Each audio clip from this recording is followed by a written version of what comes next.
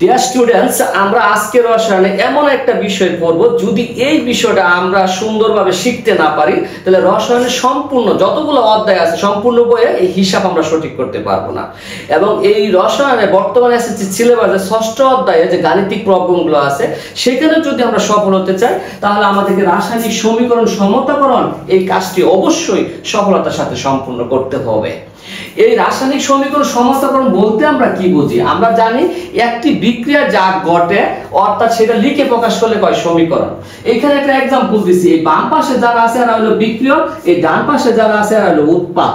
এটাকে লিখে প্রকাশ করছি, এটা হলো আমাদের সমীকরণ। এখন সমীকরণের সমতাকরণ বলতে আমরা কি বুঝি?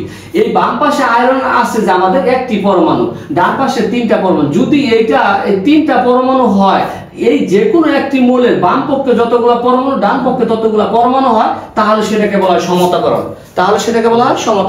এখন যদি এই প্রশ্নটা পরীক্ষা থাকে যে আয়রন পানির সাথে বিক্রিয়া করছে, এই আয়রন পানির সাথে বিক্রিয়া করে ফেরোসোফোরিক অক্সাইড এবং হাইড্রোজেন গ্যাস তৈরি করছে, এটা সমতাকরণ করো, এটা আসছে। তাহলে আমার টেকনিকটা শোনো, তোমরা যে কোনো বিক্রিয়া এই টেকনিকটা ফলো করো।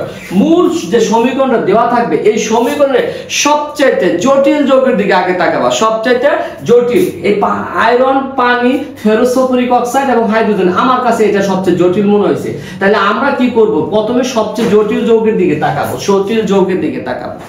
আচ্ছা, এই জটিল যৌগের তাকাই এখানে কি হয়েছে? এখানে আয়রন একটা মৌল নিলাম, এর পরমাণু আছে তিনটি। বাম পাশে যে আয়রন আছে এর পরমাণু কয়টি? একটি, এখানে এক আছে। তাহলে এখানে 3 আর 1 কিন্তু সমান হচ্ছে না, সমান করতে হবে। তাহলে তুমি যদি বলো আমি এখানে 3 বসিয়ে দিব তাহলে আয়রনের প্রতীক লেখা ভুল হবে, দাতবের ক্ষেত্রে 3 হয় না। তাহলে কি করতে হবে? এই আয়রনকে 3 দ্বারা গুণ করতে হবে। এই 3টা শুধুমাত্র এই বাম পাশে এই জায়গায় লেখা যাবে।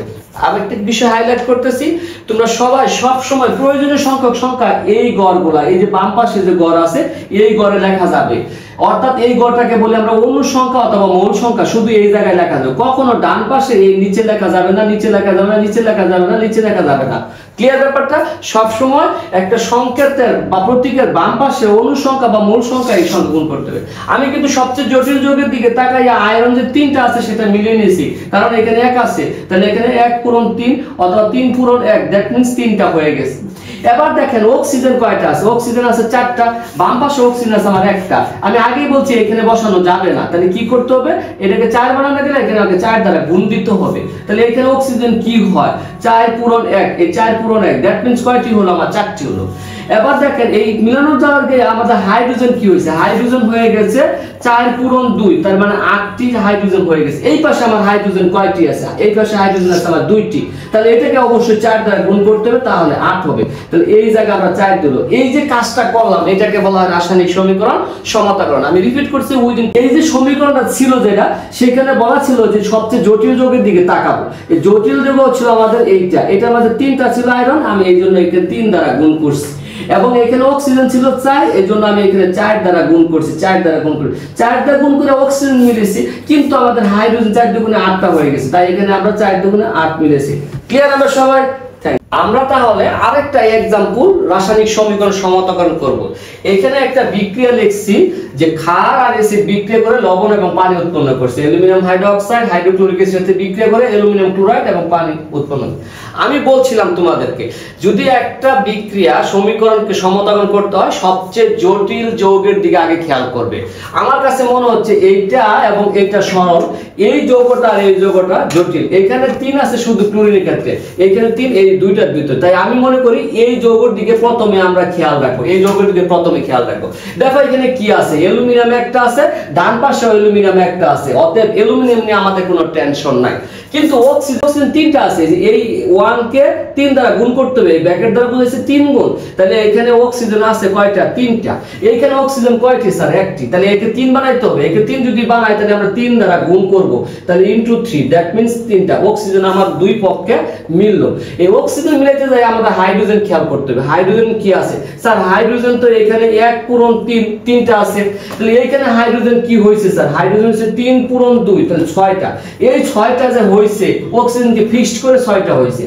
এখন দেখো এই জায়গায় আরেকটা হাইড্রোজেনের গল্প আছে, যোগ এই হাইড্রোজেন 1 আছে, এর যদি 3 দ্বারা গুণ করি তাহলে 3 কে 3 পূরণ 1, তাহলে হাইড্রোজেন আমার 6টা হইছে। দেখেন এই পয়েন্টটা একটু আবার বলতেছি, হাইড্রোজেনের এখানে 3 ছিল, কিন্তু হাইড্রোজেন আমাকে 6 বানাইতে হবে, তাই এখানে আমি 3 দ্বারা গুণ করছি, আমাকে হাইড্রোজেন 6টা হয়েছে। হাইড্রোজেন 6টা হয়েছে। ক্লোরিন কয়টা আছে স্যার? ক্লোরিন আছে কয়টা? 3 পূরণ 1, তার মানে 3টি। এই পাশে ক্লোরিন কয়টা আছে স্যার? এই পাশে ক্লোরিন 1 পূরণ 3, দ্যাট মিন্স 3টি। তাহলে অলরেডি মিলে গেছে, আমাদের সমীকরণ সমতাকরণ হয়ে গেছে। আমি আবার রিপিট করতেছি, আমরা সর্বপ্রথম কি করছিলাম? এই যৌগের দিকে খেয়াল করছিলাম, এখানে অক্সিজেন 3টা আছিল, এই জন্য 3 দ্বারা গুণ করছি, এবং হাইড্রোজেন 6টা হয়ে গেছে। এখানে 3টা আছে আর এখানে 3টা দিছি, 6টা, এবং এই 3 দেওয়াতে ক্লোরিন মিলে গেছে। ক্লিয়ার? তাহলে এই বিষয়টা আমরা এখন একটু হিসাব করে দেখাই, এই সমীকরণটা সমতাকরণ হয়েছে কিনা একটু হিসাব করে দেখাই। হিসাব মানে কি? এখানে মোট পরমাণু করে অ্যালুমিনিয়ামের 1টি, যোগ চিহ্ন দিছি। একটি মৌল শেষ হয়ে গেলে আরেকটা মৌল আসলে যোগ চিহ্ন দিতে হয়। হাইড্রোজেনের 1টি, অক্সিজেনের 1টি, কিন্তু এটা 3 গুণ আছে, তাই এটা 3 দ্বারা গুণ দেব, যোগ। এইখানে হিসাবটা করব কিভাবে?